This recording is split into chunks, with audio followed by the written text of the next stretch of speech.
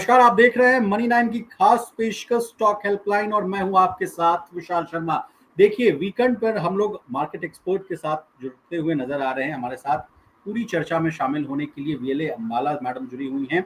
अब मकसद में ये है इस लाइव का कि हम लोग आपके सवालों का जवाब देने की कोशिश करते हैं। अब चूंकि आप हमारे प्राइम मेंबर्स हैं, तो इसलिए आपको खास प्रायोरिटी दी जाती है। अगर आपकी पूरे वीक के दौरान अगर आपके कोई सवाल छूट गए हों, आपका कोई सौदा जो है वो फंस चुका हो, या ग्लोबल अनसर्टेनिटीज हो, या तमाम तरह की जो चुनौतियां बरकरार है बाजार में कहिए, इकोनॉमी में कहिए, अगर उसकी सारे सवालों से जुड़े आपके सारे अगर सवाल अगर आपके मन में आ रहे हैं, तो उनके जवाब जो है आज हम लोग लेने की कोशिश करते हैं। तो मेरा आपसे खास निवेदन है कि जितने भी प्राइम मेंबर्स जो हमारे साथ अभी जुड़े हुए हैं, उनके लिए हम लोगों ने कमेंट सेक्शन ऑन कर रखा है। तो अगर आपके जितने भी प्रश्न हो तो प्लीज आप कमेंट सेक्शन में उसको पोस्ट कीजिए और चर्चा को आगे बढ़ाते हैं। उससे पहले मैडम का स्वागत करते हैं। मैडम, आपका बहुत स्वागत है मनी 9 पर।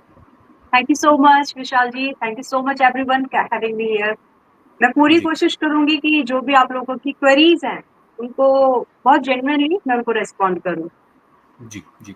तो मैडम, शो की शुरुआत करें उससे पहले मार्केट किस लेवल पर क्लोज हुआ, इससे कहानी की शुरुआत करते हैं। देखिए, निफ्टी 50 की बात की जाए तो 24,426 की क्लोजिंग है, 74 अंकों की गिरावट है। और निफ्टी बैंक की बात की जाए तो 53,655 के आसपास की क्लोजिंग, वो भाई वहां भी 165 अंकों की गिरावट, यानी 0.31% टूटकर बंद होता हुआ नजर आया है। लेकिन जो फ्राइडे की सबसे बड़ी अहम बात थी वो थी क्या, रिलायंस की एजीएम। वहीं से जो है मामला बिगड़ता हुआ नजर आया। उसके बाद देखिए 2 बजे के आसपास रिलायंस की एजीएम थी, तमाम घोषणाएं हुई, लेकिन ऐसा कहा जा रहा है कि मार्केट के एक्सपेक्टेशंस के अनुसार कुछ चीजें डिलीवर नहीं की गई, जिसके बाद जो है रिलायंस के शेयरों में भी मार पड़ती हुई दिखी। और उसके बाद मार्केट जो है 24,500 से फिसलता हुआ नजर आया। और उसके बाद जो क्लोजिंग है 24,426 के आसपास की है। तो सबसे पहले ओपनिंग रिमार्क लेते हैं विलियम माला मैडम। कैसे देख रही थी आप फ्राइडे के बाजार को, और what is the week ahead का जो अगर टारगेट है वो भी पर्सपेक्टिव आप बताइएगा। ओके, तो मार्केट में जो सेंटीमेंट अभी भी कंटिन्यू होंगे, देयर आर वीक सेंटीमेंट। तो ट्रेडिंग के मायने से इट्स सडन राइज मार्केट। और अगर हम की सपोर्ट ढूंढ रहे हैं कि कहाँ पर एक इन्वेस्टर रेडी रह सकता है बाय करने के पॉइंट ऑफ व्यू में, तो वो लेवल कहीं ना कहीं अभी सुन के सबको डरना नहीं चाहिए। बट पॉसिबिलिटीज आर देयर कि एक बार हो सकता है, चांसेस थोड़े ज्यादा है कि आपको निफ्टी 23,200 से 23,800 की रेंज में दिख जाए। तो जैसे ही वहां पर आता है, smart investment can start accumulation of the good quality stocks. लेकिन पॉसिबिलिटीज तो मुझे यही नजर आती है मेरे हिसाब से, Ceylon rise view is going to sustain. जी जी। अब मैडम, अब धीरे धीरे हमारे व्यूअर्स जो हैं, जो मेंबर्स जी कहिए, जुड़ते हुए नजर आ रहे हैं, तो चर्चा को भी लिए चलेंगे और बीच बीच में एक एक सवाल को भी ना इंकॉर्पोरेट करके चलते हैं। हरीश शर्मा जी हमारे साथ जुड़ चुके हैं और उनके सवाल को हम लोग फ्लैग करते हैं। वो कह रहे हैं कि सर, मेरे पास नवा के 125 शेयर्स हैं 520 के भाव पर, प्लीज सजेस्ट होल्ड करें या सेल कर दें सर। मैं मनी 9 का प्राइम मेंबर भी हूं और सुपर चैट भी करता हूं, मेरे सवाल लिए जाए। तो आपका हरीश जी, स्टॉक, मुझे मैं चाहती हूँ कि एक बार आप स्टॉक थोड़ा स्क्रीन पर दिखाएं या फिर एक बार रिपीट कर नवा सकें। नवा है madam, NAVA NA। VA। Okay, last trading session में ये अच्छा, पहली बात स्टॉक स्ट्रॉन्ग है। यहाँ पर आपको पुल बैक के मूवमेंट में भी बाइंग का ही व्यू रखना चाहिए। और रही बात फ्रेश बाइंग की, तो यहाँ पर फ्रेश बाइंग का व्यू सिर्फ उनके लिए बनता है जो इस स्टॉक को होल्ड कर सकते हैं विद स्टॉप लॉस एट 640। और प्रीवियस मार्केट में इसका जो क्लोजिंग है वो 640 687 का है। अप ट्रेंड का स्टॉक है, जगह और है। Valuation that plays a very important role, वो अभी भी इसके सेक्टर से कम की ही है। तो मेरे हिसाब से if you are planning to add on it, आप कर सकते हैं। फ्रेश बाइंग कर रहे हैं तो स्टॉप लॉस 640 पे रखना चाहिए। जी। सिद्धार्थ नाथ जी हमारे साथ जुड़ चुके हैं। इनका सवाल है, दो तीन स्टॉक्स पर है मैडम। गुड जी, लक, VST डिस्टिलरीज और एडवेंस माइंस बाई करना चाहता हूँ। 3 मंथ का टारगेट है, स्टॉप लॉस व्यू बता दीजिए मैडम, राय दे दीजिए। तो पहले एक एक करके स्टॉक लेते हैं madam. Good luck. Good luck है, VST है, तो ये दो मैं मेरी स्क्रीन पर अभी ले लेती हूँ। जी। VST ठीक है, मिल गया एडवेंस है। जाइंट्स भी है मैडम, तीसरा। ओके, ये स्टॉक भी ठीक है देखिए। और स्टॉक में मुझे मेरा मानना ये है कि इस स्टॉक में जो इसका RSI है, जो इसकी वैल्यूएशन है, अभी भी it's not at overbought zone. और रही बात इसका नेक्स्ट टारगेट क्या हो सकता है, तो मुझे यहाँ पर आसानी से पहला टारगेट, हम गुड लक की बात कर रहे हैं, क्लोज हुआ था 1191 पर, और आसानी से यहाँ पर 1305 का पहला टारगेट आते हुए और दिखता है। और इसके बाद में आपको ट्रेलिंग करनी चाहिए if you want to chase it for 1430, possibilities ज्यादा है। और जो स्टॉप लॉस हम यहाँ पर लेकर के चल सकते हैं वो 1060 का होना चाहिए। तो स्टॉक अप ट्रेंड में है, स्ट्रॉन्ग लग रहा है, ठीक है, तो इसमें प्रॉब्लम यहाँ पर मुझे नजर नहीं आ रही है। और दूसरी चीज, जब कभी भी आप किसी का ये कमेंट ले रहे हैं, चाहे वो मैं हूं या कोई और है, हमेशा इसके साथ में आपको एक चीज जरूर देखनी चाहिए, वो है स्टॉक के पर्टिकुलर टाइम फ्रेम पर, पर्टिकुलर दिन पर उसकी मल्टीपल क्या चल रही है सेक्टर के कंपैरिजन में। गिवन दैट फाइनेंशियल्स भी देखने हैं कि पिछले 3 क्वार्टर में, एक क्वार्टर में, पिछले 3 क्वार्टर्स में क्या वो स्टॉक ठीक ठाक परफॉर्म कर रहा था। तो जब आप ये सब चीजें देखते हैं तो यहाँ पर आपको एक कॉन्फिडेंस ज्यादा मिलता है, आपको आपके जवाब में रैशनल मिल जाता है। तो मुझे यहाँ पर गुडलक स्टील एंड आयरन जो प्रोडक्ट कंपनी मैन्युफैक्चरिंग में है, ठीक लग रही है। यहाँ पर आपको एक ही कंसर्न जो ट्रिगर पॉइंट बनता है कि यहाँ पर FII की जो होल्डिंग है वो डिक्रीज हुई है। तो track it for another 1 quarter. अगर ये यहाँ पर डिक्रीज फिर से हो रही है, then try to book profit on time on a spike, और फिर वहां पर आप दूसरी अपॉर्चुनिटीज को देख लीजिए। जी, तो जी मैम वीएसटी जी पर, जी। वीएसटी पर भी, वीएसटी वाले पे भी आपने बता दिया। हमने गुड लक की बात की है अभी। VST जी में व्यू ये है कि VST में आप अपने प्रॉफिट बुकिंग को देख चाहें तो आप कर सकते हैं। नए बाइंग की फिलहाल मेरी सलाह नहीं है। फ्रेश बाइंग यहाँ पर बनती है 4670 के पास में, उससे पहले नहीं। तो करंट लेवल फ्रेश बाइंग के लिए सजेस्टेड नहीं है। अगर आप इसमें हैं तो try to book a profit, या फिर एक ट्रेडिंग कर लीजिए, क्योंकि कई बार ऐसा होता है कि मोमेंटम स्टॉक्स रन करते हैं। तो ऐसी कंडीशन में आप इसको ट्रेल कर लीजिए 5040 के भाव पर। तो दैट्स अ गुड एग्जिट अगर आप इसको ट्रेल करना चाहें तो। ठीक है ma'am. And the third stock is ma'am advent giants. जी, एडवेंट एंजाइम्स की अगर हम देख रहे हैं अभी, ओके, ये स्टॉक भी देखिए अच्छा है। और वीकली टाइम फ्रेम पर एक बहुत ही, वीकली टाइम फ्रेम पकड़िए या फिर आप डेली टाइम फ्रेम पकड़िए, या फिर आप जिस भी तरह से इसको देखना चाह रहे हैं, इट्स अ फ्रेश ब्रेकआउट। यहाँ पर आपका, अगर आप फ्रेश बाइंग के बारे में सोच रहे हैं, तो यहाँ पर आप फ्रेश बाइंग ले सकते हैं। स्टॉप लॉस जो हमारा यहाँ पर रहेगा वो बहुत छोटा है, 6% का स्टॉप लॉस, या फिर सीधी भाषा में अगर हम इसको बात करेंगे तो आपका स्टॉप लॉस आप यहाँ पर मेंटेन करके चलिए जो कल का लो लेवल है, दैट्स इट। और इसके साथ में कल की मार्केट में अगर ये फ्लैट खुलता है या 1% अप और डाउन भी खुलता है, तो भी वहां पर हम लोग एंट्री बना सकते हैं। 3 महीने का जो टारगेट आप यहाँ पर देखेंगे, पहला टारगेट 395 का मिल सकता है, एंड दूसरा टारगेट आपको 450 तक जाते हुए दिखता है। स्टॉप लॉस स्ट्रिक्टली मेंटेन करिए, क्योंकि जो ओवरऑल ब्रॉडर मार्केट के जो सेंटिमेंट्स रहेंगे वो थोड़े वीक ही है। तो कई बार जो एक कहावत चलती है ना, गेहूं के साथ खून भी पिसता है, तो जी वहां जी। पर टाइम बीइंग में वो स्पाइक में कई बार ऐसा होता है, तो वो चीज आपके साथ ना हो, इसलिए उस स्टॉप लॉस फिलहाल के मार्केट में जरूर फॉलो कीजिएगा। जी जी मैम। अब विवेक जी हमारे साथ जुड़ चुके हैं मैडम, हमारे मेंबर है विवेक रेड्डी साहब। इनका सवाल है कि ट्रांसरेल लाइटिंग्स 500 शेयर से मैडम खरीद का भाव है 790 पर। बोल रहे हैं मैडम कि 790। हाँ, ट्रांसरेल लाइटिंग मैडम बोल रहे हैं कि can okay. Hold for 6 month, 6 महीने तक होल्ड भी कर सकते हैं। और उनका एक दूसरा सवाल ये है मैडम कि can we achieve a target of 900 to 950 in this time frame. तो 6 महीने में ये चाह रहे हैं कि 790 वाला स्टॉक 950 जाए। कैसा लग रहा है मैडम चार्ट्स पर? थोड़ा सा मुश्किल है आपको। आपका ये टारगेट 6 महीने को तो मुझे नहीं पता, लेकिन डाउन द लाइन 1 ईयर मिल सकता है। बट आपका करंट भाव से ये स्टॉक और आपको थोड़ा पेन देगा, या फिर आपके पेशेंस को चेक करेगा। तो जो आपने दूसरा सवाल पूछा है कि क्या मैं इसको एवरेज कर सकता हूँ, तो मेरे हिसाब से आपको पहले बहुत क्लैरिटी से सोचना है कि आप इसको आज के भाव से लेकर के 1 साल तक होल्ड कर सकते हैं। One, if yes, then there is a level where you can accumulate और एवरेज इट आउट, जो कि आता है 680 से 95 की रेंज में। तो अगर आप इस रेंज में इसको एवरेज करके अनदर 1 ईयर के लिए होल्ड कर सकते हैं, then you can think of to average it out. Otherwise थोड़ी सी पॉसिबिलिटीज कम लगती है। ये स्टॉक अभी थोड़ा और पुल बैक लेगा। जी। अब हमारे जो मेंबर्स हैं उनके लिए खास अनाउंसमेंट है कि देखिए, अगर आप राधिका गुप्ता मैडम को सुनना चाहती हैं तो उसके साथ एक हमारी बहुत खास चर्चा हुई है। मनी 9 की जो एडिटर हैं प्रियंका संभव मैम, उन्होंने उनके साथ वार्तालाप की है। निरंजन अवस्थी साहब भी थे, राधिका गुप्ता मैडम भी थी। तो अगर बाजार के बवाल में कैसे होगा कमाल, कैसे आप एसआईपी, शेयर या गोल्ड या तमाम तरह के इन्वेस्टमेंट की स्ट्रैटेजीज बनाएं, इसको अगर आप डिकोड करना चाहते हैं, इसके बारे में अधिक जानकारी लेना चाहते हैं, विस्तार से पूरी चर्चा को सुनना चाहते हैं, तो ये प्रोग्राम जो है खास तौर पर आपके लिए लाया गया है। और 31 अगस्त यानी कल 11 बजे के आसपास आपको मनी 9 के इस प्लेटफॉर्म पर इस वीडियो को देखने को और सुनने को मिल सकता है। तो कमर कस लीजिए, और इस वीडियो का अगर आप इंतजार कर रहे हैं तो इस वीडियो से आपको बहुत कुछ सीखने को मिलेगा। चूंकि प्रियंका संभव मैम का लंबा अनुभव रह चुका है पर्सनल फाइनेंस को लेकर हो, और राधिका गुप्ता मैडम किसी भी पहचान के मोहताज नहीं है, तो इन दोनों की जो जोड़ी है इनको आप अच्छी तरीके से सुन सकते हैं। अब दूसरी जो खास जो है मैं अनाउंसमेंट करना चाह रहा हूँ वो है कि देखिए, इतनी अच्छी सुविधा आपको मिल रही है, एक खास एक्सपर्ट हमने आपके लिए वीकेंड पर लाइनअप कर रखा है। चूंकि आपके भी आप शेयर बाजार में ट्रेड करते हैं तो there you need some kind of advice, आपको एडवाइस चाहिए होता है, किसी तरह की गाइडेंस चाहिए होता है।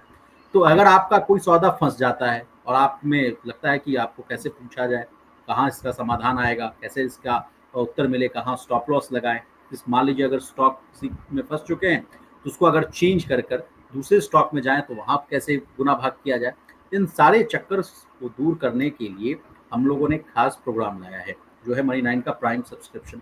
इसको आपको सब्सक्राइब करना चाहिए। इसके लिए आपके पास 3 प्लान हैं। एक तो है इकोनॉमी वाला प्लान जिसमें 179 रुपीज़ से आपकी प्लान की शुरुआत हो जाएगी। दूसरा है स्टैंडर्ड वाला प्लान, इसमें आपको 299 रुपीज़ पे करना होगा। और तीसरा है जो वीआईपी वाला प्लान है, उसमें 599 के आसपास है। वीआईपी वाले प्लान को अगर मैं डिकोड करूँ तो उसमें आपको मार्केट का अपडेट, प्रायोरिटी आंसर्स, आपके अगर जो सवाल फ्लैश किए जाएंगे उसको हम लोग फ्लैग करेंगे, उसके सवालों को हम आपके सवालों को हम लोग व्यूअर्स के जितने भी जो सवाल हैं उनको हम लोग सोचने की, समझने की कोशिश करेंगे। और उसके बाद उसका जो रिजल्ट है उसको किस एक्सपर्ट से पूछना चाहिए, कैसा फंडामेंटल है उसका, क्या टेक्निकल एनालिसिस है, इसको भी डिकोड करने की कोशिश करेंगे। मार्केट पल्स भी हम लोग देने की कोशिश करते हैं। मनी 9 का स्टॉक हेल्पलाइन है, जिस स्टॉक हेल्पलाइन का आप इस्तेमाल करके अभी आप जो है वीकेंड पर अपने सवाल जवाब कर पा रहे हैं। दूसरी बात है कि mutual fund trouble shooter sessions भी रखे जाएंगे, क्योंकि अभी आप देख रहे हैं कि जिस तरह से लोगों की भारी मात्रा में एसआईपी में कंट्रीब्यूशन बढ़ती हुई नजर आ रही है, तो म्यूचुअल फंड को लेकर भी कई तरह के सवाल आते हैं। जब भी मार्केट क्रैश होने लगता है या पोर्टफोलियो में हल्का डेंट आने लगता है तो लोगों के मन में कई तरह के सवाल आने लगते हैं कि क्या अपनी एसआईपी को कंटिन्यू करें या डिसकंटिन्यू करें। तो इन सारे सवालों का भी आपको जवाब मिल सकता है जब आप वीआईपी का 599 वाला प्लान आप लेंगे। Priority answers to the member queries, अगर आपका मेंबर की किसी भी क्वेरीज है तो उसको प्रायोरिटी तौर पर हम लोग लेते हैं, उसका जवाब देने की कोशिश करते हैं। मनी 9 पोर्टफोलियो एनालिसिस, अगर आपका पोर्टफोलियो है तो उसको हम लोग खास चैनल पर मंगवाते हैं पीडीएफ फोल्डर में, कहीं एक्सेल फाइल में, उसके बाद उसको डिकोड करने की कोशिश करते हैं और विद इन टाइम फ्रेम उसका जवाब हम आपको विद एक्सपर्ट आपको देने की कोशिश करते हैं। म्यूचुअल फंड हेल्पलाइन होता है और exclusive invite to the conclave या सबमिट, अगर कभी हम लोग कॉन्क्लेव करते हैं या सबमिट करते हैं तो उसमें आपको खास तौर पर निमंत्रण दिया जा सकता है। तो इतनी सारी सुविधाएं हैं। आप 179 का भी प्लान ले सकते हैं, 299 का भी प्लान ले सकते हैं, और आपको ज़्यादा अगर आप प्रो मार्केट हैं, आपको चाहिए कि अगर सब टेक्निकल फंडामेंटल एनालिसिस चाहिए तो आप वीआईपी वाला भी प्लान ले सकते हैं। अब एक अंतिम सूचना इन लोगों के लिए है जिन लोगों ने मनी प्राइम का सब्सक्रिप्शन ले रखा है या जिनका सब्सक्रिप्शन कुछ ही दिनों में खत्म होने वाला है, तो उनके लिए एक खास व्यवस्था है। ये है कि मनी 9 प्राइम चैनल के मेंबरशिप प्रोग्राम में दोबारा शामिल होने के लिए चैनल के पेज या चैनल के किसी भी वीडियो पर जाएं, ज्वाइन का बटन पर है उसको आपको क्लिक करना होगा, टैप करना होगा। अगर आप पहले से ही मेंबर हैं तो आपको रिज्यूम वाला जो ऑप्शन है वो दिखाई देगा। अपनी मेंबरशिप फिर से शुरू करने के लिए स्क्रीन पर दिए गए दिशा निर्देशों का पालन करें। मेंबरशिप फीस का जो फीस है, जैसा कि मैंने आपको बताया था कि जो फीस वाला मैं आपको दिखा देता हूँ, 179, 299 या 599 वाला पे करिए और उसके बाद आप जो है सारी सुविधाओं का आप लाभ ले सकते हैं। विवेक रेड्डी साहब की बात हम लोगों ने कर ली। अब हम लोग बढ़ते हैं पार्थनाथ साहब के सवालों पर। पार्थनाथ साहब ने कह रहा है कि good morning, with due respect sir, max health. Madam max health का शेयर इनके पास 1228 की खरीद है, 3 महीने का टारगेट, स्टॉप लॉस आपसे जानना चाहते हैं। क्या राय है मैडम, आप प्लीज बता दीजिए। मैं एक बार मेरे स्टॉक्स आप मेरी स्क्रीन पर ले लेती हूँ। आपका है Max Health, Fortis, Eris and next 3 month का टारगेट आप पूछ रहे हैं, ठीक है।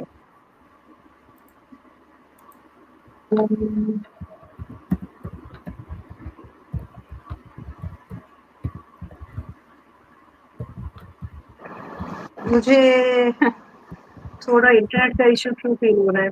जी ma'am, please take your time.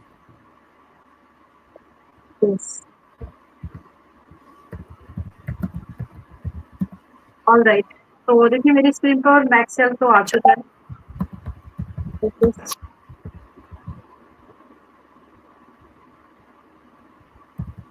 तो वरीज, ऑल राइट, तो मैक्सेल हम लोग पहले देख रहे हैं विच इज एट 1154, जो क्लोजिंग बेस पर पिछले सेशन का रहा है। देखिए 3 महीने के लिए अगर आपका व्यू है, देन माई एक सिंसियर एडवाइस ये होगी कि इतने शॉर्ट पीरियड के लिए अगर आप स्विंग ट्रेड देख रहे हैं, तो वहां पर हमेशा यही कोशिश करें कि आप सही लेवल पर बाय लेने की कोशिश करें, बिकॉज देयरफॉर आपका जो रिस्क छोटा हो जाता है एंड मोमेंटम बनने की जो पॉसिबिलिटीज है, चाहे 5% हो 10-20, वो आपके फेवर में आने की पॉसिबिलिटी ज्यादा होती है। ये इसलिए एक्सप्लेन किया है कि मैक्स हेल्थ में अभी मुझे थोड़े आने वाले समय में या हफ्तों में बोलिए, मुझे थोड़ा सा यहाँ पर डाउन साइड का मूवमेंट लगता है। करंटली जो हमको क्लोजिंग मिली है वो 1154 के पास में मिली है पिछले सेशन में, और जो पूरा प्राइस पैटर्न है वो अभी बेरिश रहेगा। प्रॉफिट बुकिंग हम यहाँ पर एक्सपीरियंस करेंगे। गिरते हुए मार्केट में स्टॉक ऐसा था जो कि एक अच्छे एंगल पर यानी एक अच्छे स्लोप में ऊपर की तरफ जा रहे हैं। तो यहाँ पर जी जो भी हमारा पुलबैक लेवल बनेगा 1050 के आसपास या फिर 1065, इस रेंज में जब भी ये आए वहां पर आप बाय ले सकते हैं मेरे हिसाब से। और ये रिसेंटली हमने अपने मेंबर्स को भी इसी लेवल पर सजेस्ट किया, अपने प्राइम मेंबर्स को। ये हाईलाइटेड स्टॉक है, लेकिन इसको हमें यहाँ पर एक सही लेवल पर बाय लेने की कोशिश करनी है। सो फॉर मी 1050 से लेकर के 1065 इज दैट रेंज। और इस कंडीशन में जो हमारा स्टॉप लॉस हमने दिया है वो 1000 का है। टारगेट जो हम लोग यहाँ पर प्रेडिक्ट कर रहे हैं एंट्री ट्रिगर्ड होने के बाद वो होगा 1135 से लेकर के 1300 तक। तो अच्छे भाव का वेट कीजिए, मेरी तो यहाँ पर यही सलाह रहेगी। और रही बात जो आपने दूसरा स्टॉक दिया है फोर्टिस हेल्थ केयर, दोनों स्टॉक आपके हेल्थ केयर सेगमेंट के हैं। दोनों ही स्टॉक में आपको प्रॉफिट बुकिंग देखने के लिए मिलेगी। फोर्टिस में भी वही सिनेरियो है। अगर हम बात करें आपके मैक्स हेल्थ की, वो ज्यादा डिक्लाइन कर चुका है, फोर्टिस में अभी और ज्यादा डिप की पॉसिबिलिटीज है। तो आप यहाँ पर वेट कीजिए। फोर्टिस अभी अगर आप देखेंगे तो फ्यूचर एंड ऑप्शंस में भी है। तो मैं जो लेवल देने जा रही हूँ, डिस्कस करने जा रही हूँ, if you are well versed with future and options, तो आप इसको एनकैश कर सकते हैं। तो अगर आप कैश मार्केट का लेवल देख रहे हैं तो आपको वेट करना चाहिए कम से कम 770 से लेकर के 805 की रेंज का। ये एक रेंज है, इसमें स्लोली ग्रेजुअली आप चाहे तो बाय कर सकते हैं, लेकिन 910 का ये जो भाव है फॉर मी ये महंगा है। तो वेट करिए अच्छे लेवल पर खरीदने का, क्योंकि जिस तरह की मार्केट है, कोई भी स्टॉक अगर आप स्विंग ट्रेडिंग के लिए भी ले रहे हैं तो अगर वहां पर एग्जिट सही नहीं मिला तो आप फोर्सफुली इन्वेस्टर बन जाएंगे उसके। तो वो कंडीशन अवॉइड करनी है, बिकॉज यू हैव जी ऑलरेडी मेंशन 3 मंथ्स का टाइम है। जी। एंड व्हाट अबाउट एडीज मैम, 434? यस, एरिस एग्रो ठीक है, लेकिन अभी यहाँ पर आपको और थोड़ा सा मौका है कि आपको यहाँ और डिप का वेट करना चाहिए। और वो लेवल बनता है मेरे हिसाब से, ये स्टॉक वीक नहीं है सब, फर्स्ट ऑफ ऑल ये एक अप ट्रेंड का स्टॉक है, और यहाँ पर गिरावट जो आपको मिल सकती है मैक्सिमम 360 से 370 की रेंज में आप पहली बाइंग के बारे में सोच सकते हैं। 3 महीने के लिए एक बार पॉसिबिलिटीज है कि स्टॉक आपको एवरेजिंग करा सकता है इसी रेंज में। थोड़ा थोड़ा करके बाय लीजिए एंड देन आपको टारगेट मिलेंगे 420 से लेकर के 420।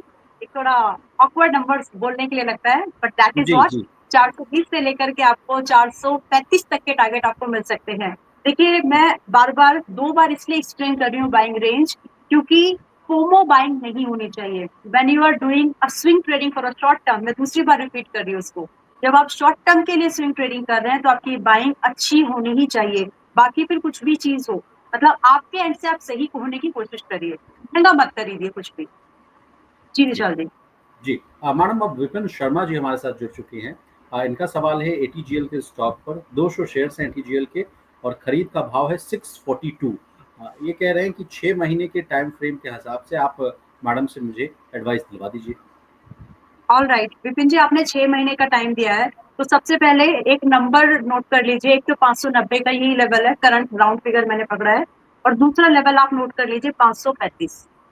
पहली बाइंग अगर मुझे इसमें अपॉर्चुनिटी है, by the way I have a positive bias या फिर bullish biasness about this company. Overall Adani group के जो स्टॉक है, 2 साल के अंदर में शायद हम एक अच्छी रैली इन स्टॉक्स में देख सकते हैं। 2 साल का टाइम बड़ा होता है, एजीटीएल उसी में से एक स्टॉक है।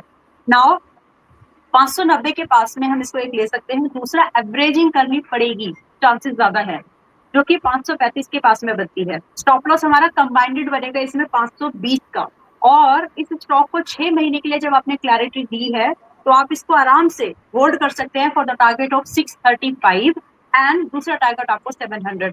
ये हाइपर एक्सपेक्टेशन नहीं है, it is possibilities in this, they are the possibilities in this stock. तो विपिन जी, मेरा व्यू यही है, 590 पर एक बाइंग लीजिए, एवरेज करने का मौका मिल जाए तो 535 पर कीजिए, stop loss 520 and then wait for 635 and 700। जी जी मैडम, अब हमारे साथ प्रकाश भिरे साहब जुड़ चुके हैं पुणे से। इनका सवाल है जी बीएफ प्रकाश। यूटिलिटीज पर 200 शेयर्स हैं, खरीद का भाव है 950 का, मीडियम टर्म व्यू जानना चाहते हैं आपसे। इनका स्टॉक क्या है? बीएफ यूटिलिटीज में। बीएफए रूटीज। एंड इन्होंने 200 950 के पास में, ओहो, काफी लॉस में है ये अभी इस स्टॉक में। देखिए what you can do in this, इनका समय इन्होंने कितना दिया है, ठीक है मैं ये मीडियम मान के टर्म चल व्यू दूं है कि आप इसको 6 महीने के लिए देख रहे हैं क्योंकि आपने मीडियम टर्म लिखा है, तो जी 6 मंथ इज डाउन देयर। देखिए आप इसको कोशिश कर सकते हैं, अगर आपके फंड्स अलाउ करते हैं तो आप इसमें एक बार एवरेजिंग कर सकते हैं 7 करंट भाव पर और 780 तक। मतलब 805 का लेवल कल क्लोज हुआ है, शायद ये कल थोड़ा सा और गैप डाउन होगा, तो 780-90 की रेंज में you can average it out once. Possibilities है 6 महीने में, इसमें ये पॉसिबिलिटीज है कि आपको आपका भाव वापस एग्जिट मिल जाए। और जब आप एवरेजिंग अभी कर रहे हैं तो यहाँ पर आपको एक आपका एग्जिट अगर 950 का वापस मिलता है तो आप थोड़े बहुत प्रॉफिट में जाएंगे 50% के आसपास। इसमें स्टॉप लॉस आपको मेंटेन करना अब जरूरी है, क्योंकि जिस तरह का कंसोलिडेशन स्टॉक में है, जो इसकी रिलेटिव स्ट्रेंथ इंडेक्स है, वो सबको कंसिडरेशन करते हुए एक अच्छा स्टॉप लॉस बनता है 720 का। अगर ये स्टॉप लॉस टूट रहा है, इसका मतलब है कि स्टॉक में सारी जो भी इसमें पॉसिबिलिटीज है वो डिक्लाइन हो रही है, वो कंसिडर नहीं की जा रही है। तो 720 का स्टॉप लॉस रखिए, करंट 790 780 की रेंज में जब भी एवरेज करिए एंड रख लीजिए, 6 महीने में पॉसिबिलिटीज है।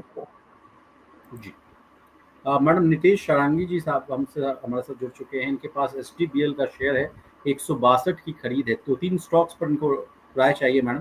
एक एक कर हम लोग कोशिश कर रहे हैं ऑन स्क्रीन लेने की। एसडीबीएल को पहले चर्चा करेंगे मैडम, 162 की खरीद है, और उनका कहना लॉस बुक कर लूँ या please suggest stock to invest to recover loss. Madam, ये 3 स्टॉक्स है, इनमें नुकसान हो रहा है शायद इनको, और कह रहे हैं कि अगर ये लॉस है तो कहाँ से रिकवर किया जाए। तो स्टॉक स्पेसिफिक भी चर्चा कर लेंगे और सेक्टर स्पेसिफिक भी चर्चा कर लेंगे मैडम।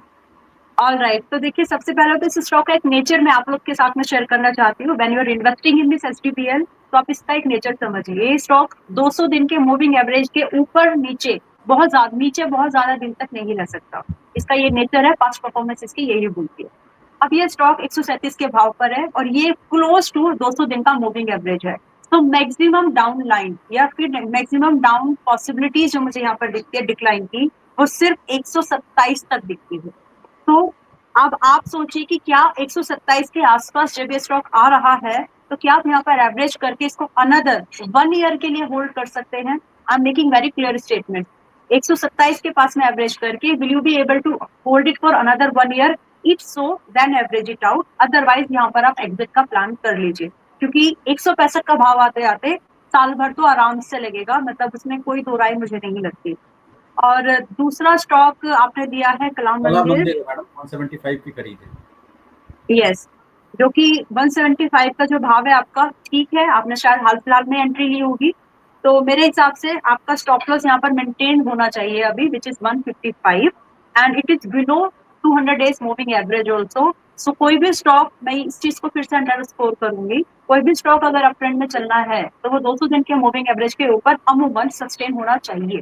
तो वही हमारा स्टॉप लॉस है यहाँ पर, 155 का स्टॉप लॉस मेंटेन करके हम यहाँ पर चल सकते हैं, जिसमें कि हमारा टारगेट बनता है पहला, यहाँ पर 195 का पहला टारगेट आपको मिलेगा। दूसरे टारगेट की पॉसिबिलिटीज हमें यहाँ पर दिखती है 205 की। नाउ ने दूसरा सवाल ये भी पूछा है कि कौन से स्टॉक है जहां पर हम लॉस अगर बुक करें तो कहाँ पर हम रिकवरी एक और है पॉसिबिलिटीज मतलब है। मैम, स्टील एक्सचेंज भी एक शेयर है, 11 रुपए की खरीद है। Steel exchange, okay. बहुत बुरी तरह फंसे हुए हैं मैडम, 2 स्टॉक में, एसडीबीएल में भी और स्टील एक्सचेंज में भी।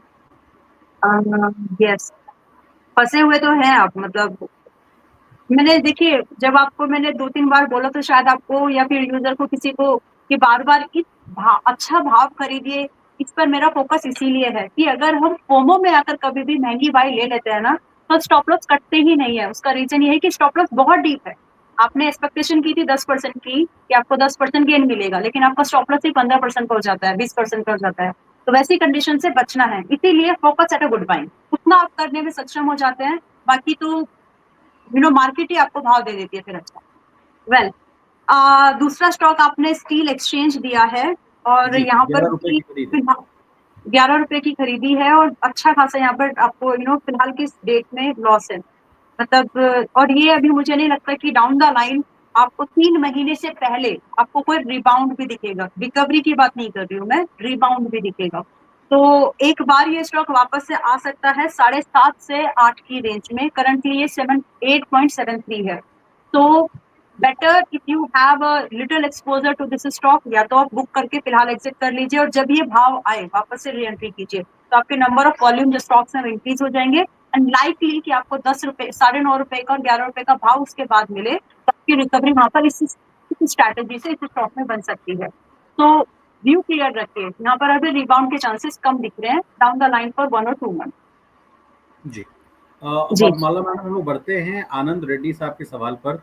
ये इनका सवाल है कि what is the near term outlook for the Dalmia Bharat cement and Pradeep phosphate. Near term outlook जानना चाह रहे हैं दालमिया भारत पर और प्रदीप फॉस्फेट पर मैडम।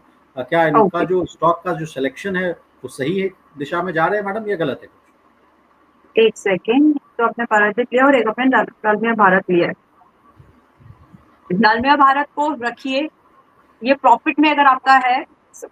फ्रेश बाइंग के बारे में आप जा रहे हैं, तो अगर आप पहले से होल्ड कर रहे हैं रखिए। फ्रेश बाइंग के बारे में जा रहे हैं, तो आपका स्टॉप लॉस आपको डिफाइन रखना चाहिए।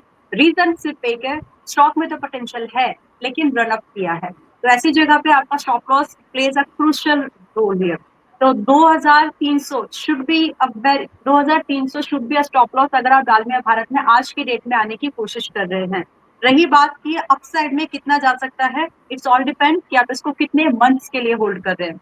तो ऑलरेडी ये स्टॉक अपने पुराने हाइस के पास में है, वीकनेस के सिग्नेचर साइंस नहीं है। ये ब्रेकआउट करने में ज्यादा इंटरेस्टेड लग रहा है स्टॉक, पोटेंशियल भी वही लग रही है, तो आप इसमें आ सकते हैं। एक्सपोजर आपको लिमिटेड रखना है, क्योंकि जब ये इस रेजिस्टेंस को एक बार और क्रॉस करेगा, तो हमारे टारगेट इस बार थोड़े से बड़े बन सकते हैं, विच स्टार्ट्स विद 2530 से लेकर के अप टू 2800। तो रैली बड़ी होगी, इसलिए स्टॉप लॉस अपना स्ट्रिक्ट रखेगा। और सीधे सीधे शब्दों में आपका ये जो स्टॉप लॉस है 2300, ये पिछले वीक का लो है।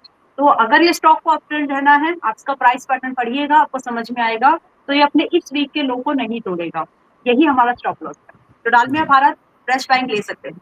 Okay ma'am, what about Pradeep phosphate? यहाँ पर आपको प्रॉफिट बुकिंग एक्सपीरियंस होगी, तो अगर आप फ्रेश बाइंग लेने की प्लान कर रहे हैं, अवॉइड कर लीजिए फिलहाल। और रही बात कहाँ पर ले सकते हैं, then it should be near to 200 195। तो फिलहाल का ये जो 217 का भाव है, ये महंगा है। जी। अब मैडम नेक्स्ट व्यूअर के सवाल पर चलते हैं। नीरज राय जी हमारे साथ जुड़ चुके हैं। नीरज जी आपका बहुत स्वागत है। उनका पहला सवाल है मैम, आईटीएफ शेयर पर 500 शेयर्स हैं और खरीद का भाव है 220। आईटीएफ, जी। मुझे आईटीएफ जैसा तो यहाँ पर कुछ भी नहीं दिख रहा है। Okay ma'am, then next stock is Adani power. 1000 share से खरीद का भाव है 605। ओके, एंड दूसरा है मैम जेएसडब्ल्यू दो तीन इंफ्रा। स्टॉक्स हैं। अडानी पावर है, जेएसडब्ल्यू इंफ्रा है, अडानी ग्रीन है, टाटा टेक है, गेल है, रिलायंस है मैडम। एक एक कर सवाल ओके, लेते हैं। हाँ एक एक करके लेते हैं, मैं बस मेरी स्क्रीन पर इनको रेडी करती हूँ। देन जी। टाटा टेक है। ये मैं इसलिए कर रही हूँ ताकि एक बार में जो भी उनके स्टॉक्स है वो आंसर हो जाए वन बाय जी। वन। अडानी पावर है मैडम, जेएसडब्ल्यू इंफ्रा है, अडानी ग्रीन है, टाटा टेक है, गेल है, रिलायंस है। 1-2 सालों का व्यू ये देख रहे हैं, ठीक है। जी। तो जी। हम लोग स्टार्ट करेंगे अडानी पावर से, ठीक है, क्योंकि आईटीएफ मुझे नहीं दिख रहा है। Okay, okay ma'am. Adani power is a good stock. पहली बात, मतलब अगर किसी को ऐसा कोई स्टॉक ढूंढना है जो कि उन्होंने पहले बोला है कि 1-2 साल का व्यू चाहिए, तो कोई अगर ऐसा स्टॉक ढूंढ रहा है, Adani power comes in that category. मेरे हिसाब से 600 का भाव बिल्कुल भी महंगा नहीं है। अडानी पावर आपने 1000 शेयर लिए हैं, शायद एक 605 कल ही का भाव है, बिल्कुल सही स्टॉक है। आप इसको चाहे तो होल्ड कर सकते हैं, छोटा स्टॉप लॉस रख रहे हैं तो आप इसको होल्ड करिए 570 के एसएल से, लेकिन आप 1-2 साल के हिसाब से देख रहे हैं तो मेरा नजरिया इस स्टॉक को लेकर के ये रहेगा कि बाय चांस आपके बाइंग से एक बार रैली करने के बाद जब जब भी ये स्टॉक 15% का डिप करे 1 से 2 साल के अंदर और बाय कीजिएगा। इसको बोलते हैं प्रॉफिट पिरामिडिंग। आप ये करिए और इस स्टॉक में अच्छी पोटेंशियल दिखती है, तो it's a good bet that you have taken. Okay. और जो टारगेट हमको यहाँ पर मिलेंगे अडानी पावर में, आराम से हमको पहला ही टारगेट 645 का मिलता है और दूसरा लगभग 700 का, तो you can continue to hold it according to me. दूसरा स्टॉक है यहाँ पर जेएसडब्ल्यू इंफ्रा। यहाँ पर आपको फिलहाल आपने जेएसडब्ल्यू इंफ्रा में 500 शेयर्स लिए एट द रेट ऑफ 300, तो बहुत है मैडम। ये स्टॉक आपको थोड़ा सा मुश्किल देगा। मुझे लगता है कि आप फिलहाल यहाँ पर फिलहाल के लिए या तो एग्जिट कर लीजिए अगर आप कंफर्टेबल हैं तो। 500 का भाव पर आप 500 शेयर 300 के भाव पर हैं और 296 ही चल रहा है, क्योंकि इस स्टॉक को वापस से मोमेंटम पकड़ने के लिए चाहिए 305 के ऊपर क्लोजिंग, और उसको अभी समय लगेगा। तो you can make a call if you are comfortable, तो आप इसको या तो फिलहाल एग्जिट कर लीजिए और मेकअप स्टॉप लॉस एट 290 का स्टॉप लॉस, छोटा स्टॉप लॉस अगर आप प्लेस कर देंगे तो आपको सिस्टम एग्जिट दे देगा, क्योंकि कई बार अपने हाथ से स्टॉप लॉस कटते नहीं है। तो ओके। मैं बहुत प्रैक्टिकल चीजें बोल रही हूँ। एंड एग्जैक्टली मैडम, नहीं आप माफी कीजिएगा, माफ कीजिएगा, मैं आपको यहाँ रोक भी रहा हूँ मैडम। कई जो हमारे व्यूअर्स हैं और जो हमारे मेंबर्स हैं उन्होंने आपके नाम को बहुत पुश किया है कि मैडम बहुत ही दिल साफ तरीके से जो है स्टॉक्स का जो है एक्सप्लेनेशन करती हैं, हमें समझाती हैं। इसलिए उनकी जो लगातार पुनरोध जो उनकी जो राय थी, एडवाइस थी, इसी के मद्देनजर हम लोगों ने आपको तंग करने की कोशिश की वीकेंड को कि ठीक है भाई, आपकी हम लोग इज्जत रखते हैं तो फिर ठीक है। फिर आपको फोन घुमाया गया, तब आपको शेड्यूल किया गया मैडम, और तब आप हम लोग के सामने हाजिर हैं। तो आपकी अच्छी खासी लोकप्रियता है मेंबर्स के बीच में madam. Thank you so much. Thank you जी सो मच। जी कई जी। बार मुझे तो लगता है कि मतलब उतना बताने की क्या जरूरत है, बट जी एज अ रिसर्च जर्नलिस्ट मैं हमेशा यही सोच के चलती हूँ कि हमारा एक एक वर्ड इंपॉर्टेंट है, बिकॉज सामने वाले का उसके ऊपर पैसा लगा हुआ है। जैसे एग्जैक्टली। हमारा पोर्टफोलियो है वैसे ही सामने वाले का भी है, तो वो चीज हमेशा ध्यान में रहकर हम लोग बोलते हैं, मैं कोशिश तो यही करती हूँ। जी वेल जी जी और जी एनालिसिस है विशाल जी, गलत हो सकती है सही भी हो सकती है, बट एट प्रेजेंट जब आप बोल रहे हैं, जब आप कुछ चीज को देख रहे हैं, वहां पर ऑनेस्ट रहिए, दैट्स इट। जी जी। और मैडम जब आपने इतनी अच्छी बातें कही हैं तो आपसे एक विषय पर और भी जानकारी लेना चाहेंगे, क्योंकि देखिए हमारा मकसद जो है इस तरह के कार्यक्रम के करने का पीछे का एक और मकसद ये भी होता है कि फाइनेंशियल लिटरेसी को बढ़ाएं। तो मैडम आजकल आप देख रहे हैं, डेटा भी बोल रही है कि जिस हिसाब से लोग जेनजीज को ले लीजिए या तमाम जो देश की आबादी है उसके अधिकतर लोग जो है उनका अब एक्सपोजर जो है शेयर बाजार में हो रहा है।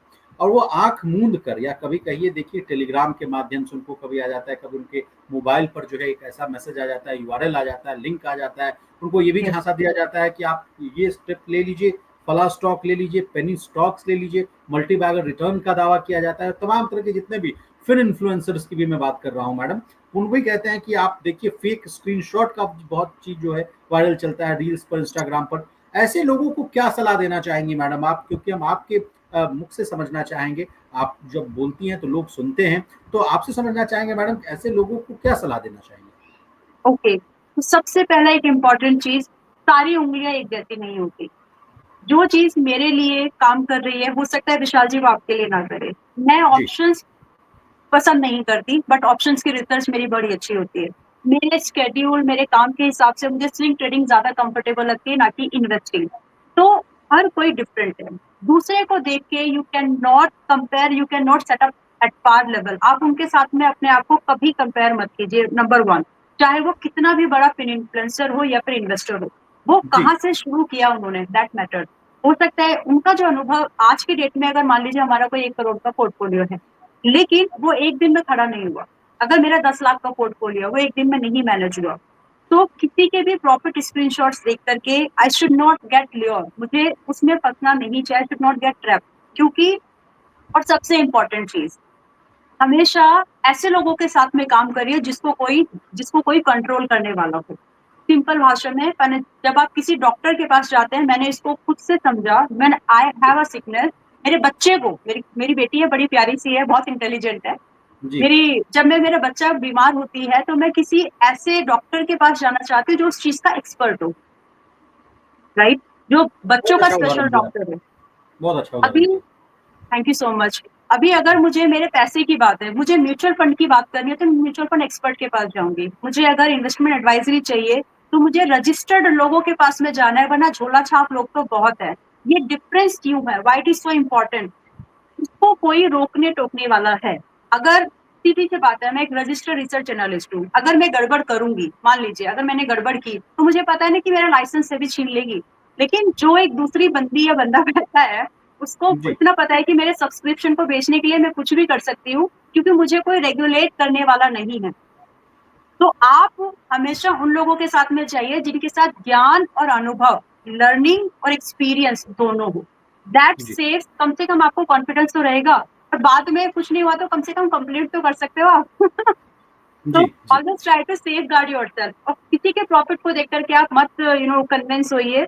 सबकी अपनी अपनी टेंडेंसी अंबाला मैडम, माइंडसेट कई बार होता है। ऐसा हुआ है जब मैं भी स्टोरीज कर रहा था अंबाला मैडम, तो मैंने भी ये चीज को देखा सुना समझा कि कई लोग अब यूट्यूब के माध्यम से भी एक लाइव ट्रेडिंग वाला कॉन्सेप्ट चला है, और उसको बहुत अच्छी खासी तादाद में लोग देखते हैं। उसको बताया जाता है, कोई एक फला बंदा होता है, वो बताता है कि देखिए मैं आपके सामने ट्रेड करके दिखा रहा हूँ, देखिए कैसे इसमें पैसा बन रहा है। लोग उस झांसे में भी आ जाते हैं। वो तो अपना मान लीजिए अपना पंप एंड डंप वाला खेल कर रहा हो, या उसमें कुछ उसकी वेस्टेड इंटरेस्ट हो, लोग जो है अपनी गाढ़ी कमाई उसमें फंसा कर फंस जाते हैं, और उसके बाद बाप बाप करने लगते हैं, चीखने चिल्लाने लगते हैं। तो ऐसे लोगों को भी आपके माध्यम से क्या सलाह होगी? Live trading it's not such. सीधी सी बात, पहले तो लाइव चलता थोड़ा डिले है। ऑप्शन अगर आप लाइव करने की कोशिश कर रहे हो तो वहां पे आपका बाय द टाइम वो बात आपकी पहुंची वहां तक लेट हो जाता है। तो live trading is illegal according to SEBI. आप अगर आप किसी को सिखा रहे हो, पहली बात तो अगर आप किसी को सिखा रहे हो तो 3 महीने का पुराने डेटे पर ही आप सिखा सकते हो। लाइव ट्रेडिंग आप कर नहीं सकते, इट्स रिस्ट्रिक्टेड। और अगर आपको कोई लाइव ट्रेड करके अपना प्रॉफिट कमा करके भी, देखिए बात समझिए, अगर आपको कोई सिर्फ प्रॉफिट दिखा करके समझाने की, बताने की, या फिर फंसाने की जी ये नई जी बातें बोल रही हूँ, अगर कोशिश कर रहा है तो बचिए। आपका, मैंने स्टार्टिंग ही वहां से किया था, पांचों उंगलियां एक जैसी नहीं होती। उसको वो प्रॉफिट कमाने के लिए टाइम लगा होगा, अगर वो बंदा कमा भी रहा है तो आज अगर वो कमा रहा है, ही टुक टाइम फॉर दैट। आप अभी अभी आए, 1 साल हुआ, 2 साल हुआ, उसके जैसा माइंडसेट बिल्ड करने के लिए, मैं किसी को गलत नहीं बोल रही फिलहाल यहाँ पर, but the जी person who is earning profit, that person might have given years of experience and sweating a lot उस पर्टिकुलर प्रॉफिट के लिए। तो कंपैरिजन मत करिए। मार्केट में मेरा अनुभव मैं शेयर करती हूँ, 5 साल लगते हैं, कम से कम लगते हैं। जी आपको इन 5 सालों में हर उतार चढ़ाव मिलता है। आप बहुत सारे इंस्ट्रूमेंट को ट्राई कर लेते हैं, और जब आप ये कर लेते हैं ना, तब आपको समझ में आता है कि ये वाला प्रोडक्ट मेरे लिए काम का है, ये अच्छा तो है but it's not working for me. तो वो एनालिसिस आपको थोड़े समय के प्रैक्टिस से ही आएगी। प्रैक्टिकल है बिल्कुल इसमें, मतलब इट्स नॉट लाइक कि, मैं कैसे इसको एक्सप्लेन और एग्जांपल से करना चाहती हूँ कि जी आपको, मैं मम्मी हूँ, आई एम अ मदर, तो मैं उसी एग्जांपल से करूंगी। मुझे आई लव द किड, मुझे बच्चे पसंद है, आई मीन जी मन में पहले से ही है कि बच्चे अच्छे होते हैं, लेकिन माँ का एक अनुभव होता है वो एक अलग है। तो आपको भी ट्रेडिंग में, इन्वेस्टिंग में वो अनुभव लेना पड़ेगा। किसी दूसरे को देख करके आप ज्ञान ले सकते हो, अनुभव नहीं ले सकते। और trading investing is all about self experience. जब आप खुद एक्सपीरियंस करोगे, सिंपल सी, जब आप 16 डिग्री पर आपका एसी लगा करके, अगर आप बंद कमरे में, अगर आप स्वेटिंग आ रही है आपको, it's a very real experience I am sharing. 16 degree पर आपका एसी लगा है और उसके बाद भी आपके कपड़े पसीने से गीले हो जा रहे हैं, that's the trading, that's the investing. उतना पेशेंस लगता है। और ये आज वो बात, ठीक है, जी वो जी। अनुभव लगता चलिए है आपको, जी, मतलब, और चलिए वो अंबाला किसी को मैडम। देख के नहीं आता, आपको जी करने जी, से ही आएगा। एग्जैक्टली मैडम, आपने बहुत अच्छे सुझाव दिए। लौटते हैं हम लोग स्टॉक्स पर। मैडम, जीएसडब्ल्यू इंफ्रा पर आपने बता दिया 500 शेयर से 300 के भाव पे, तो उनमें से उसको निकल जाने की सलाह थी। यस, इसमें से आप 900 290 का स्टॉप लॉस लगाएं। अगर आपको जी एग्जिट मिल रहा है तो बढ़िया, अगर आपको ब्रेकआउट, मार्केट में कुछ न्यूज फ्लो हो गए, 305 के ऊपर सस्टेन हो गया, तो 290 का स्टॉप लॉस आपका इंटैक्टेड रहेगा। बस यही रेंज का ध्यान रखिए। ओके मैम, व्हाट अबाउट दूसरा, अडानी ग्रीन? यस, 300 शेयर थे, 1020 की खरीद है। 1000 अडानी ग्रीन, 1020 की खरीद है। मुझे याद है अडानी ग्रीन, वैसे हमने अपने प्राइम मेंबर्स को भी रिकमेंड किया था। हमारा टारगेट था, मैं डिस्क्लोजर दे रही हूँ ये क्योंकि लास्ट मंथ की ही बात है ये, तो हमारा टारगेट था 1020 का, जो कि हिट हो चुका था। It's just a disclosure. अभी वापस से फिलहाल के लिए हम यहाँ पर वेट कर रहे हैं एक अच्छे लेवल का, और मेरे हिसाब से वो लेवल आते आते आपका लॉस काफी बढ़ जाएगा, बिकॉज आपकी बाइंग ही 1020 की है। तो हम तो वेट कर रहे हैं 850 का। अगर ये 850 पर आता है then we might buy it again. हम लोग प्राइस अलर्ट रखा है हमारा। मेरे हिसाब से अगर आप लग रहा है आपको कि आप इस लेवल पर एक बार एवरेज करने में कंफर्टेबल हैं, जो कि नेट नेट में अगर मैं देखूं तो 15 से 16% का डिप है फ्रॉम योर बाइंग। तो थिंक अगेन, अगर आप 850 के पास इसको वापस बाय करने में कंफर्टेबल है, आप इसको वहां पर एवरेज कर सकते हैं। बाकी फिलहाल मुझे यहाँ पर strong rebound down the line 1 और 2 मंथ नहीं दिखती है। जी, जी। मैडम अब नेक्स्ट स्टॉक पर चलते हैं, टाटा टेक है अगला सवाल। 750 शेयर्स हैं, खरीद का भाव भी है 762 के आसपास। टाटा टेक 750 और 650 के लगभग ये अभी चल रहा है। 657, 600, 650 राउंड फिगर में ले रही हूँ। देखिए, दिस इज द रेंज। आपने इसमें कितने 1-2 साल का व्यू दिया है ना, तो हम उसको उसी नजरिए से उसको एनालाइज करेंगे। जी, इसको देखिए, एक बार आपको 640 के पास में आपको एवरेज करना पड़ेगा। इसको एक बार ये भाव आ सकता है, बहुत चांसेस है। देन इसके बाद में आपका जो स्टॉप लॉस आपको मेंटेन करना है वो रहेगा 580 का। ध्यान से फिगर्स को सुनिएगा प्लीज। तो ये एक रेंज है। अगर मैं एक सिमिलर एक छोटे शब्दों में बोलूं तो करंट भाव से लगभग 10% की रेंज है ये। तो वहां पर आपको बहुत ही केयरफुल इसमें काम करना है। एंड देन पॉसिबिलिटीज है 1-2 साल का नजरिया अगर आपका है, then you please hold it. क्योंकि यहाँ पर आपको टारगेट मिलने की, पहला टारगेट आपको 725 का मिल सकता है, एंड दूसरा टारगेट आपको क्लोज टू 800 का मिल सकता है। 2 साल मैक्सिमम व्यू मैंने यहाँ पर रखा है। Okay ma'am. और अगला एंड स्टॉक है, अगला स्टॉक जी, गेल है एंड मैम। 500 हाँ, शेयर्स है, 188 की खरीद है। ठीक है। 500 शेयर आपके हैं गेल के 188 के भाव पर। ओके। तो यहाँ पर आप एक काम करिए नीरज जी, कि आप अपना स्टॉप लॉस प्लेस कर ही दीजिए। मतलब it should be in system, not in mind. तो आपका स्टॉप लॉस यहाँ पर रहना चाहिए कल का क्लोजिंग लेवल, कल का लोअर लेवल जो कि है 169। 169 पर अगर ये स्टॉक आपको एग्जिट देता है, डोंट माइंड, एग्जिट लीजिए। एंड वेट करिए, अगर आपको गेल में ही पैसा बनाना है वापस, then please wait for 160 again. क्योंकि पॉसिबिलिटीज है कि 160, 165 ये लेवल, 160, 155, 155, 160 इसके भाव पर ये वापस आ सकता है। अगर नहीं आपका इसमें स्टॉप लॉस कटता है तो आप इसको कंटिन्यू टू होल्ड करें। टारगेट आपको जो एक्सपेक्ट रखने हैं दोनों कंडीशन में, आपके करंट भाव की बाइंग के बाद भी आपका टारगेट यहाँ पर बनता है 185 का पहला। तो 188 आपकी बाइंग है। यहाँ पर टारगेट की जो पोटेंशियल हमें दिखती है वो 185 है। तो थोड़ा सा सोच लीजिए एवरेज करने की क्या करता है। और दूसरा टारगेट यहाँ पर सिर्फ 195 का ही मिलता है। तो मेरे ख्याल से stop loss should be there.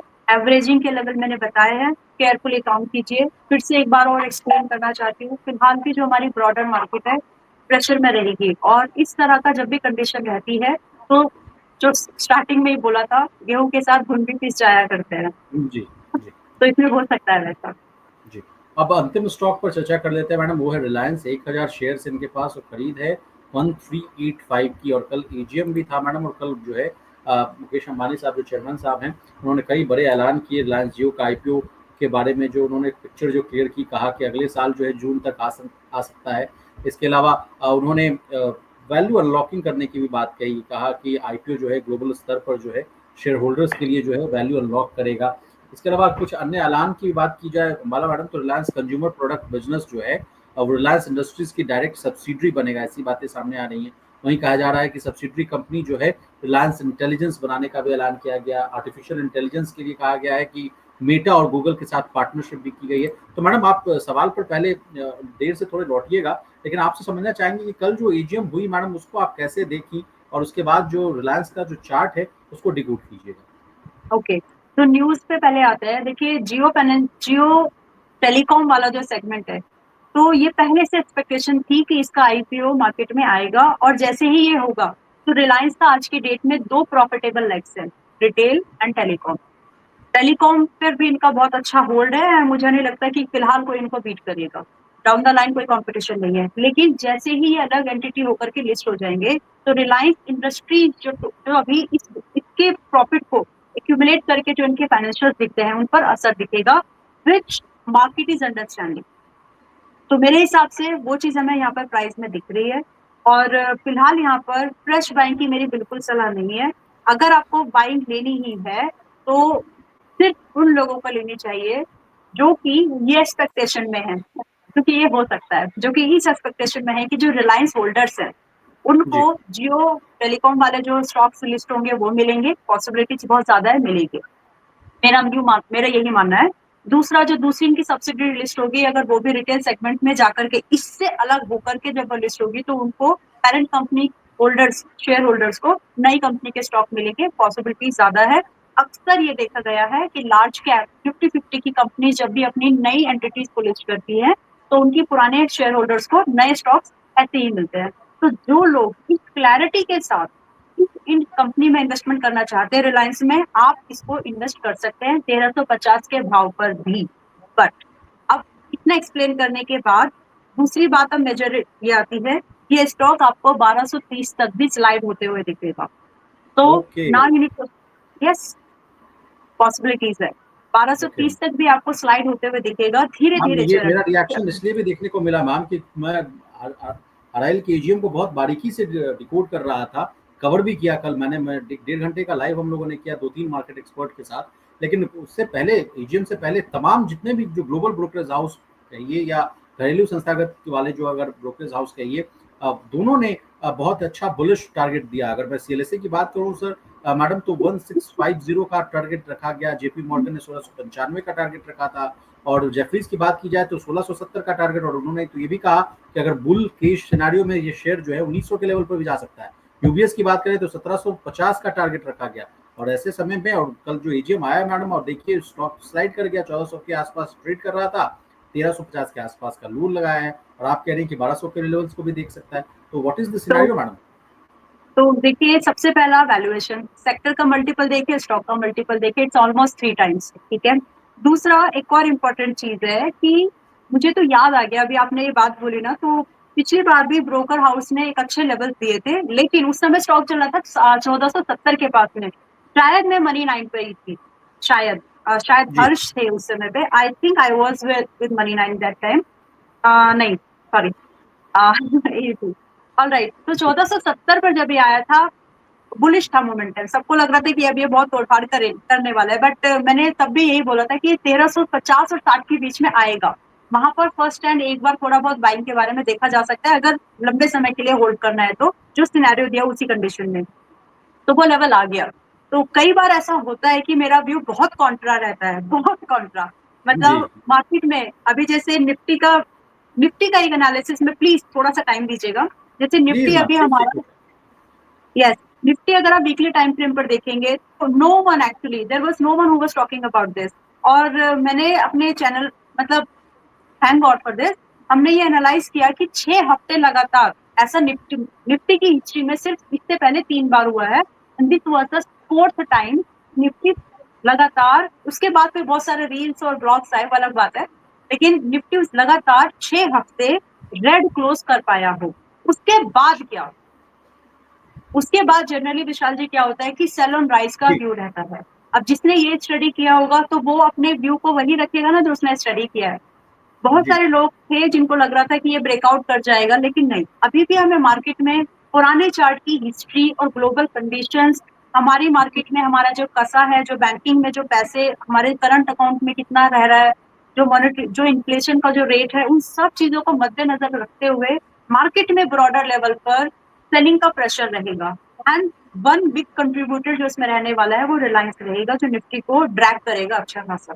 तो वो सारी चीजों को ले उस समय भी बहुत ऐसा लग रहा था कि मतलब होगा कि नहीं होगा, लेकिन इट्स हैपनिंग।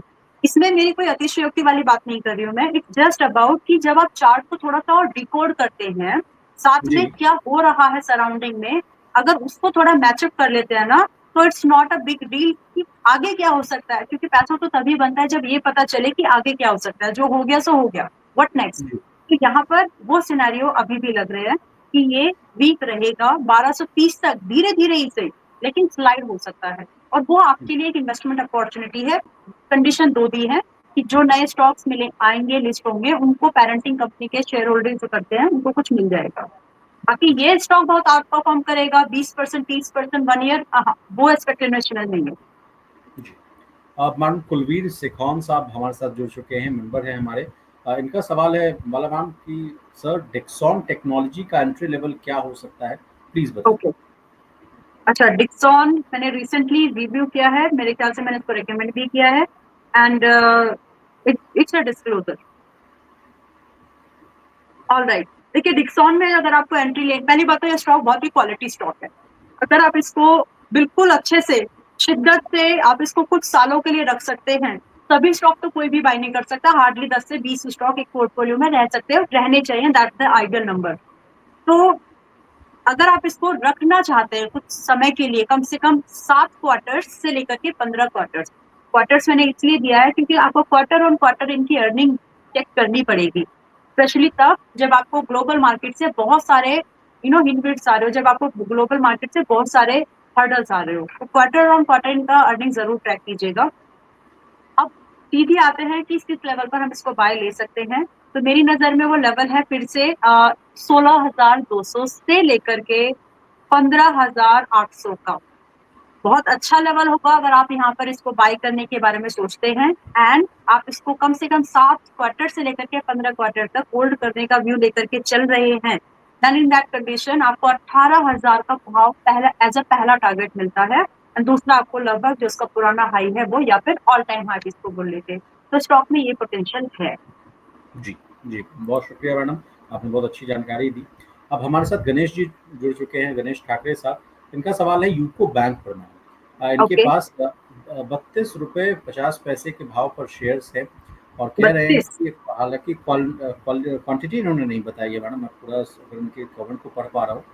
और इनका ओके, ये सवाल है कि मेरा भाव कब तक आएगा या फिर लॉस बुक करके दूसरे स्टॉक में चला जाऊँ। तो पहले तो आप नहीं, मैडम यूको बैंक के चार्ट्स को डिकोड कीजिए, उसके बाद अगर ये के भाव के ऊपर अगर नहीं आ पा रहा है तो कुछ इसी इसी रेट के भाव का कोई अगर शेयर आपको अगर अच्छा लग रहा है, ल्यूक्रेटिव लग रहा है, जिसमें आपको पोटेंशियल लग रहा है, तो वो स्टॉक भी आप रिकमेंड कर दीजिए। देखिए सबसे पहले तो यूको अभी अपने सेक्टर से दुगनी मल्टीपल पर है, तो पहला ही मल्टीपल होना चाहिए, उसके बाद स्टॉक के फाइनेंशियल्स।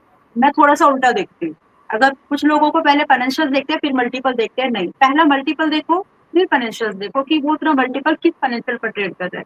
तो मेरे हिसाब से यहाँ पर जो आपका मल्टीपल है वो महंगा है, जो कि सबसे बड़ा रीजन है आज के रेट में स्टॉक को ट्रैक करने के लिए। दूसरी चीज यहाँ पर आपको देखनी चाहिए कि इसका शेयर होल्डिंग पैटर्न क्या है, विच इज डिक्रीजिंग। तो यहाँ पर एफआईआई का लगातार आउटफ्लो बना हुआ है, so that's a triggered point जो कि यहाँ पर सेंटिमेंट्स को और बिगाड़ सकता है। नाउ आपने सीधा पूछा है कि मेरा भाव कब आएगा, तो अगर आप इस रेट से इसको अनदर 6 मंथ, लंबा समय लगेगा आपको इसके लिए, अगर आप 6 महीने आप इसको होल्ड कर सकते हैं तो शायद है, गारंटी इस बात की भी नहीं है, पॉसिबिलिटीज थोड़ी कम ही नजर आती है, तो शायद आपको इसमें आपका एग्जिट मिल जाए।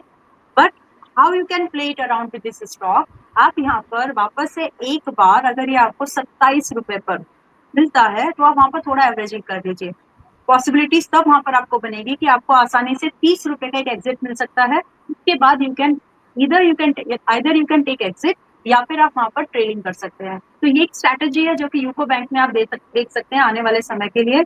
और रही बात स्टॉप लॉस कहाँ पर मेंटेन करना है, 27 पर लिया है तो 26 का स्टॉप लॉस स्ट्रिक्ट ही रखिए, एवरेज बाइंग आपका लगभग 29 रुपए की बनती है, अगर आप जी, इसको 100% डिप्लॉयड क्वांटिटी से भी करते हैं तो।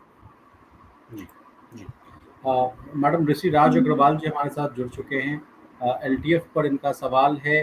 12,600 शेयर्स है इनके पास मैडम, 198 की खरीद है। टाटा पावर दूसरा स्टॉक है, अडानी पावर, एचडीएफसी बैंक और तमाम शेयर्स हैं इनके पास मैडम। इनका सवाल है कि 2030 तक होल्ड कर सकता हूँ।